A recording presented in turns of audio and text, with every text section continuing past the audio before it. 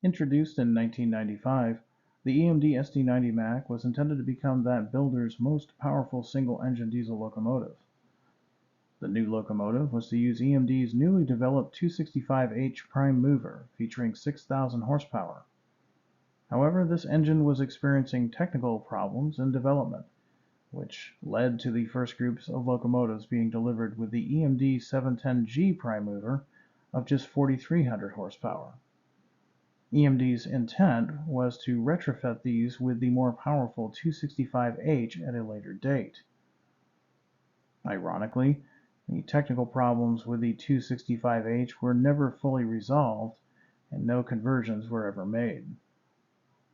The 710G engined SD90MACs outlasted their later 265H cousins in service by a wide margin, with subunits only recently having been retired or sold by Union Pacific, while other railroads chose to rebuild them for continued service. For this run, Athearn will be offering variations of Union Pacific as well as some legendary liveries.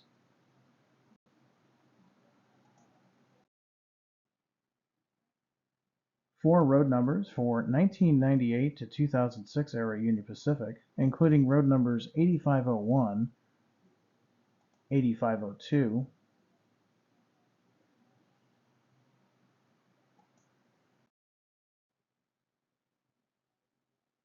8505, and 8506. Union Pacific took first delivery of their Phase 1 SD90MAC-H's in 1997. The first unit was numbered 8160 but was quickly renumbered. Debuting EMD's new 265H prime mover, UP hoped that their high horsepower rating would allow for unit reductions on their trains. Shortly after delivery, UP began rebuilding the units with modified hood doors and walkway equipment, as depicted on this version. These models are based on the early production Phase 1 and will feature a rebuilt body with revised hood doors and conductor side walkway details.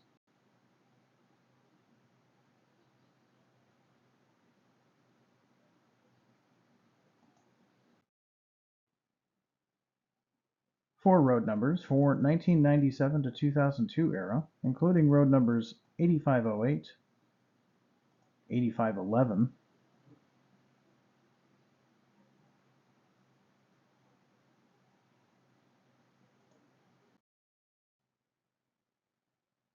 8515, and 8519.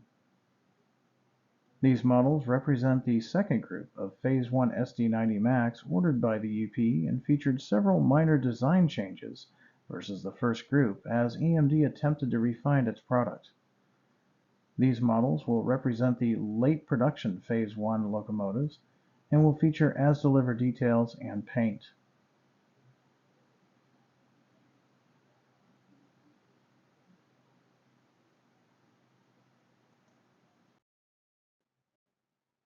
Three road numbers for 2006 era Union Pacific, including 8928, 8929, and 8931.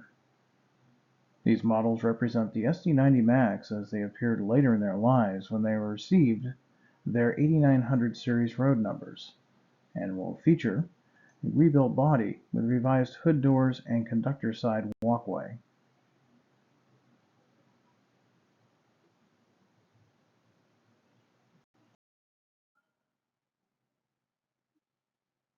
Athearn is also pleased to announce a 2006 era Prime for Grime Electromotive Division leasing SD90MAC, which will feature a rebuilt body with revised hood doors and conductor side walkway details.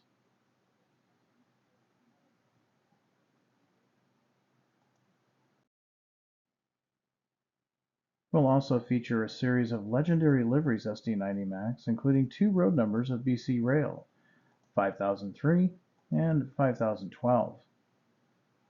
British Columbia Rail, formerly Pacific Great Eastern, is a government-owned railroad in British Columbia. In 2004, they leased their freight operations to Canadian National. After this point, their equipment was gradually repainted into the CN scheme. But what if the road had remained independent for just a while longer? These SD90s answer that question.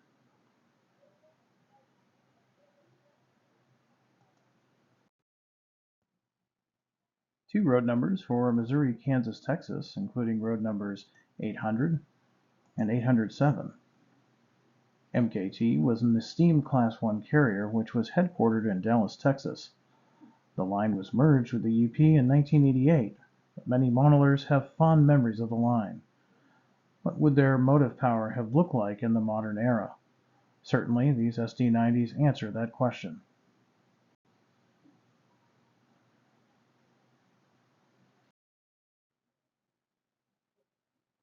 Road numbers 1100 and 1111 for Frisco. The St. Louis-San Francisco Railway operated more than 6,000 miles of track by the time they had merged with the BN in 1980. Had the system remained independent, here's what they could have looked like on the EMD order books in the early 2000s.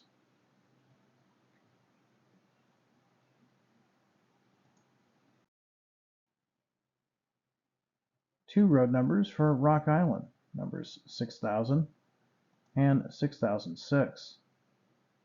The Chicago, Rock Island, and Pacific Railroad was a famed Midwestern carrier that operated in some form from 1847 until 1980. After the road went bankrupt, its lines and equipment were scattered piecemeal, but fond memories remained of the line's varied and diverse motive power. Here's our take on modern locos for the Rock, ready to speed another grain train down to the port of Galveston.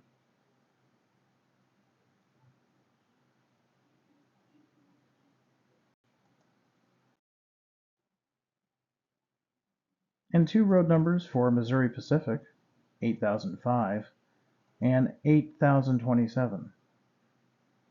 The Mopac was one of the first railroads in the United States to operate west of the Mississippi. They merged into the UP in 1982. But what if the independent Missouri Pacific had survived into the modern era? These give us an idea of what they may have looked like today.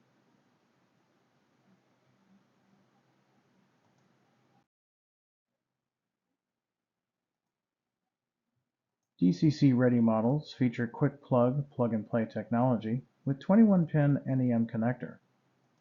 DCC and sound-equipped models will feature an onboard DCC decoder with Tsunami 2 sound with dual cube speakers.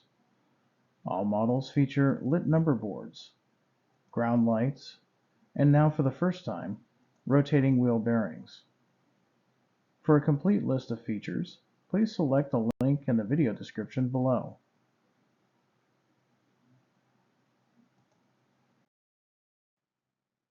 You can pre-order this and other exciting Athearn models through your Athearn dealer today.